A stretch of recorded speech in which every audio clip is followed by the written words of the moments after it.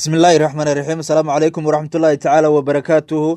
Daawadayaal ku soo dhawaada warka Wardheera TV. Qodobada warkana waxa ugu doorka roon. Madaxweyne Farmaajo oo khudbad ka jeediyay fadhiga gaarka ah ee arrimaha Geeska Afrika ee madasha iskaashiga wadamada Afrika iyo Japan. Wasiirka arrimaha gudaha oo ka hadlay muhiimadda shirweynaha dib u heshiisiinta Galmudug. Sarkaal sare oo ka tirsan Al-Shabaab oo lagu qabtay magaalada Muqdisho. Gudoomiyaha cusub ee gobolka Banaadir oo kormeeray xafiisyada dawladda hoose.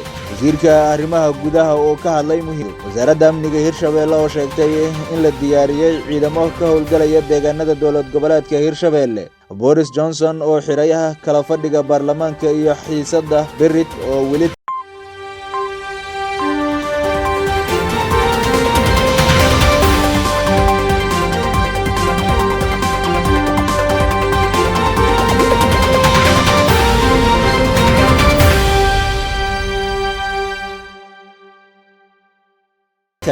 daawadayaal intaasi waxay ayaan qodobada warka ugu doorka roon ee Wardheera TV. haddii aad nagu cusub tahay channelkeena subscribe saar si aad u hesho xog la xiriira howlaha muhiimka ah ee gudaha dalka iyo dibadda. iminkana ku soo dhawaada warkii aad maqasheen oo faahfaahsan. Madaxweynaha Jamhuuriyadda Soomaaliya Maxamed Cabdullaahi Farmaajo ayaa ka qayb galay shirka khudbad ka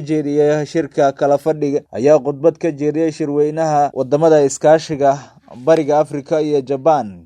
iyadoona shirkaasi oo diiradda lagu saarayay qaabka iskaashiga dhaqaalaha wadamada Afrika iyo Japan. Maxamed Cabdullaahi Farmaajo ayaa shirkaasi waxa uu kaga hadlay arrimo muhiim oo la xiriira iskaashiga Afrika, siyaasadda, isdhexgalka bulshada, dhaqaalaha iyo sidoo kale sida wadamada deriska ee Afrika ay isugu duuban yihiin. intaa kadib madaxweynaha ayaa soo dhaweeyay wafdi ka socda dowladda Djibouti ee walaalaha nahay, kaasi oo uu ka qayb galay shirka siyaasadda ee isla shirka Japan. Madaxweyne Maxamed Cabdullaahi Farmaajo uu ka dhawaajiyay in dowladda Djibouti iyo shacabkeeda ay u kala harin horumarinta iyo sidoo kale ka qayb qaadashada isdhexgalka wadamada Afrika. Wasiirka arrimaha gudaha ee dowladda Soomaaliya Injineer Cabdi Maxamed Sabriye oo khudbad ka jeediyay shirka dib u heshiisiinta Galmudug ayaa waxa uu ka hadlay ahmiyadda ay leedahay iyo doorka dawladdu ka qaadan karto dib u heshiisiin loo dhan yahay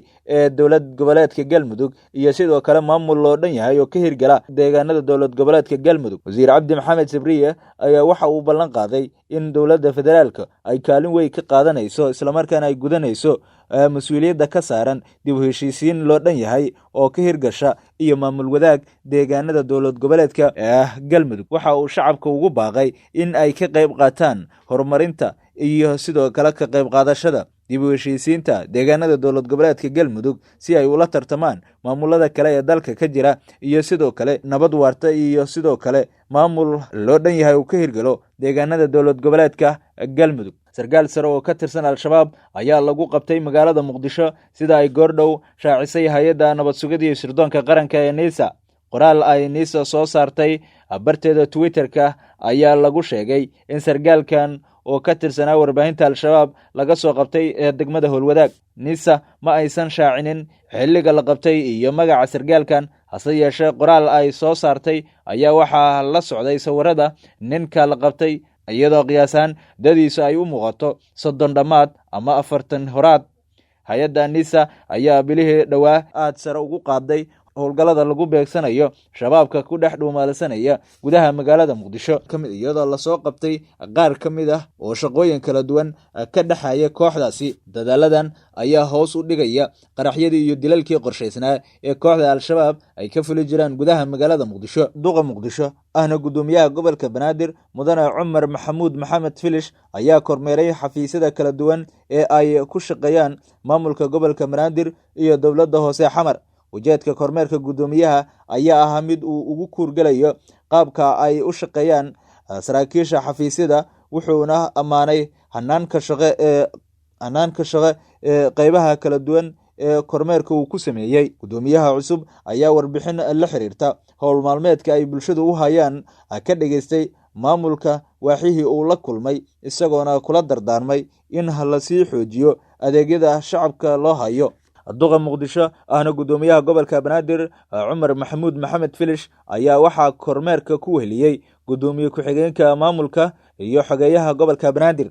wasiirka amniga dowlad goboleedka Hirshabelle ayaa faahfaahin ka bixiyay tababar loo soo xiray oo ka mid ah ciidamada biliiska dowlad goboleedka Hirshabelle kadib munaasabad tababar loogu soo xirayay ciidamo gaaraya 200 oo ka mid noqonaya ciidamada biliiska maamulka Hirshabelle ayaa waxa waraysi warbaahinta siiyay wasiirka amniga dowlad goboleedka Hirshabelle Cabdiqaadir Aadan Jeele kadib munaasabad tababar loogu soo xirayay magaalada Jowhar ciidan ka mid noqonaya ciidamada biliiska dowlad goboleedka Hirshabelle ayaa waxa waraysi warbaahinta siiyay wasiirka amniga Cabdiqaadir Aadan Jeele isagoona sheegay in xiritaanka tababarka uu goobjoog ahaa madaxweynaha dowlad goboleedka Hirshabelle Dr. Maxamed Cabdi Waare iyo taliyaha ciidamada Hirshabelle saraakiil ka socota booliiska federaalka Amisom Police UN iyo mas'uuliyiin kale. Wasiir Jeele ayaa waxa uu sheegay in difacada ciidamada ay wasiir Jeele ayaa sheegay in difcadan ciidamada ay tahay difcadii labaad ee ciidanka gaarka ah ee booliiska Hirshabelle. Wasiirka ayaa waxa uu sheegay dowlad goboleedka ay u suura gashay inuu yeesho ciidan gaaraya ilaa iyo 400 oo ciidan kuwaas oo qayb ka noqon doona howlgalka iyo xaqiijinta amniga deegaanada Hirshabelle.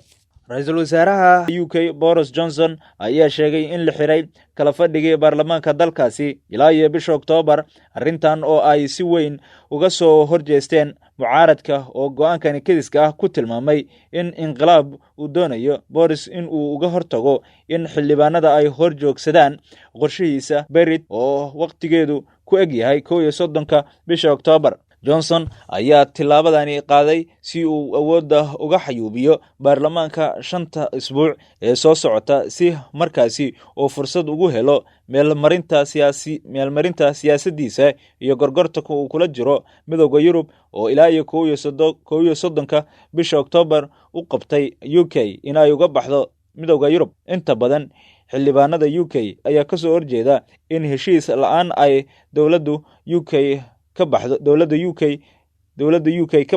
midowga Yurub, arrintaasi oo ay sheegayaan in ay keeni karto dhaawac weyn oo dhanka dhaqaalaha ku yimaada maadaama midowga Yurub uu ku xiran karo sanduuqooda. Balse taageerayaasha Boris Johnson ayaa aaminsan haddii la heli waayo heshiis UK iyo midowga Yurub oo dalkoodu ka baxo heshiis la'aan, iyagoona sheegaya in dalkoodu uu ka baxo midowga Yurub heshiis la'aan iyadoo sheegaya in dhaqaalo ahaan isku filan yihiin. xiisadan ayaa dhici karta in ay keento in xukuumadda Boris Johnson laga keeno mooshin uu baarlamaanku kalsoonida kala noqonayo. Haddii taasi lagu guuleysto waxay iridda u furi doontaa in la qabto doorashooyin cusub. Warkii aad ka maqlayseen Wardheera TV inta ayuu nooga yahay. asxaabtan ma daawanaysa si aad u heshaan warar kale oo dheeraad ah ee subscribe sar page-ka Wardheera TV.